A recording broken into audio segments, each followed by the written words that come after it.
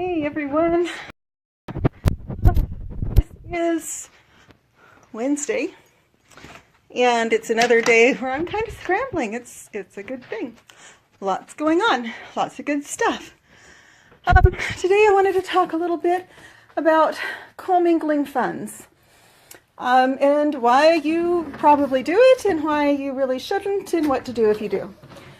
And the point is not to make anyone feel bad that it's happened. It's just to let you know that you're really not supposed to and the best way to handle that.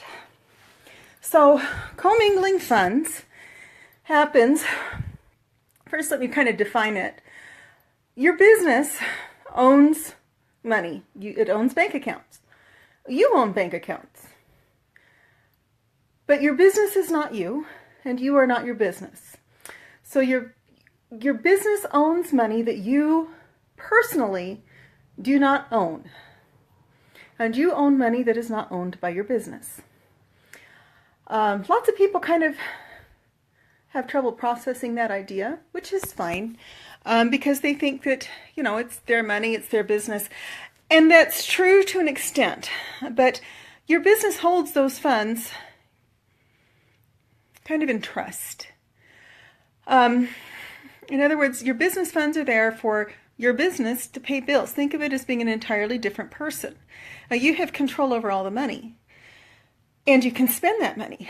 But when you spend business funds out of your business account for personal reasons or for personal expenses, or if you spend personal money for business expenses, that is what commingling is.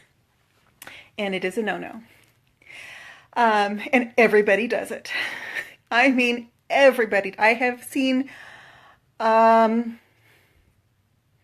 very few businesses. I've seen a handful of businesses that don't do it, but they are few and far between. And ironically, some of the people that you would think would know best are the worst about it.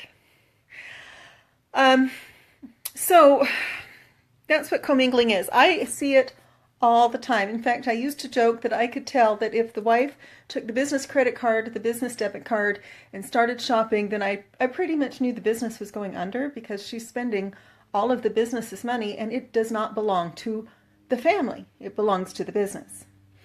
So if you are a business owner and you need money out of your business, what do?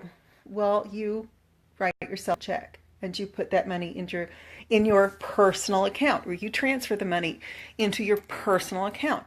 You don't spend directly from the business account for your personal expenses. As tempting as it is, because it is kind of an extra step. But again, you do not own that money until it arrives in your personal bank account. The business owns that money. You can certainly withdraw money from your business. That's perfectly all right. But if you start commingling funds, there's a number of things that happen. First one, from an accounting point of view, is that your accountant starts to wonder, what is business and what isn't. It very quickly becomes very difficult to track what actual business expenses are. And some of the worst offenders, by the way, are the ones that do things like they go to Walmart, for example.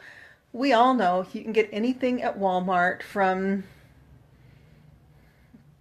axes to zithers. I mean, everything from A to Z. You can get tires and groceries and get your oil changed and buy a fishing pole, and there's no telling what you can buy at Walmart. You can buy anything at Walmart, just about. So they go to Walmart and they get office supplies, and then they get a whole bunch of stuff that's family expenses, personal expenses. Groceries, for example, that's meant for the personal home. By the way, Costco is also, it drives me crazy to see Costco receipts with no explanation. It drives me crazy to see any big box stores receipts unless it's a specialized store like Home Depot or Lowe's. And I can pretty much, determine that if it's at Home Depot or Lowe's, it's probably repairs and maintenance to a property. But most of the big box stores, Costco, Walmart, Sam's Club, anything like that, start to see expenses for that kind of vendor, then, sorry about that, because I have seen clients buy, say, toys for their kids and a box of file folders. Well, the file folders would be a business expense, but the toys for their kids are not unless they have a really, really good explanation for that. And they'll put it all on the same receipt, and then they won't give me this receipt and say it's just office expenses. Now, as far as categorizing expenses, I don't worry about it too much. I mean, I go by what the client tells me to do. But at the same time, in the back of my mind, I'm sitting there going, if they ever get audited, they better have written proof that that's actually what they bought. Why? Well, it's not my idea, it's the IRS's. They need to have some sort of proof. And in today's technology age, there's no excuse for not having done something with receipt. Snap a picture of it and upload to your accounting software or to your accountant or bookkeeper, just to verify that that's what you bought.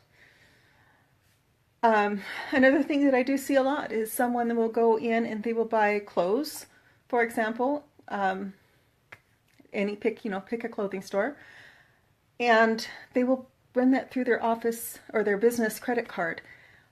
Well, I talked yesterday about how that is not a business expense, except certain very limited conditions. For example, I have a client that runs a tumbling and shear studio, and she purchases outfits at Victoria's Secret, and those are exclusively for, I mean, that's their uniform. So, if I know that that's their uniform, that's fine. But if she's just going there to buy lingerie, then that's a problem. And she can prove that that's what she's buying there. She has all the receipts. If I just go to, Macy's department store and I buy a suit, again, like I said yesterday, that's not a business expense, it's a personal expense. I have lots of other things that I can expense that way. So if I use my business card to purchase clothing at Macy's department store, then I am commingling funds. If I use my business card to pay my utility bills at my home, that is commingling funds. If I use my personal card to pay for business cards that I'm purchasing for marketing and networking events, then I'm commingling funds. So what do you do if you do it? Because everybody does it. I mean, everybody does this. And the way that you get away from it is, one is to use your business accounts for business purchases only. If you need money out of your business account, and like I said, everybody does, then you write a check or you transfer the money into your personal account and you use your personal account for business. That's the best way to do it. Another way that kind of trips people up is they will get a personal credit card because it gets miles or points, some sort of rewards, which is totally understandable, and then they use it both for business and personal expenses.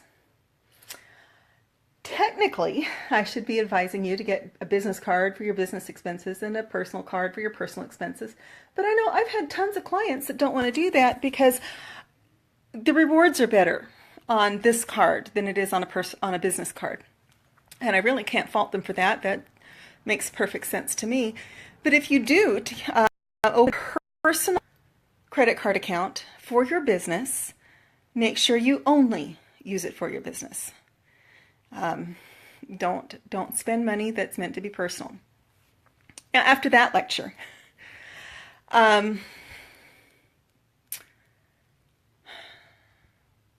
if you do commingle funds, this is the way I handle it because I don't have really any other way to do it.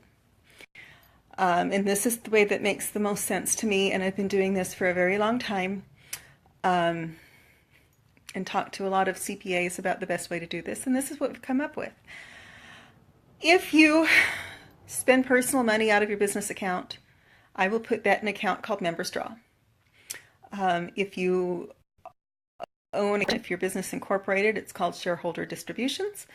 If it is a sole proprietorship, it's called owner's draw.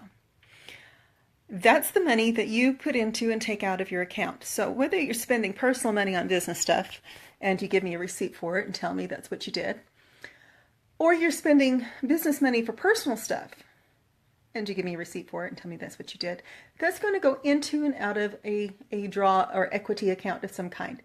And it's going to have one of those three names: owner's draw, member's draw, or shareholder distributions, depending, again, on how your business is organized. Now, you are welcome to take money out of your business. That's probably what you're in business for. I hope that's what you're in business for. It really kind of bugs me when I hear people say that they're not doing anything due to a profit motive, because I personally believe everything should be due to a profit motive. Excuse me. You should be moral and you should make money. I kind of question people's motives when they start saying, well, I'm not in it for the money, outside of relationships. I should rephrase that. I start to question people's motives when they say that they are not in business for the money. Now, what I do, I would do it for free because I enjoy it. But believe me, I have to provide the best possible service to my clients because I want to make money, and I hope they want to make money. And I want to make sure they're making money, because if they're making money and I'm doing a good job, then I'm making money. See how that works? So you're certainly allowed to take money out of your business. You're certainly allowed to put money in your business. It is vital, and I'm going to harp on this again, that you communicate with your accountant or bookkeeper about your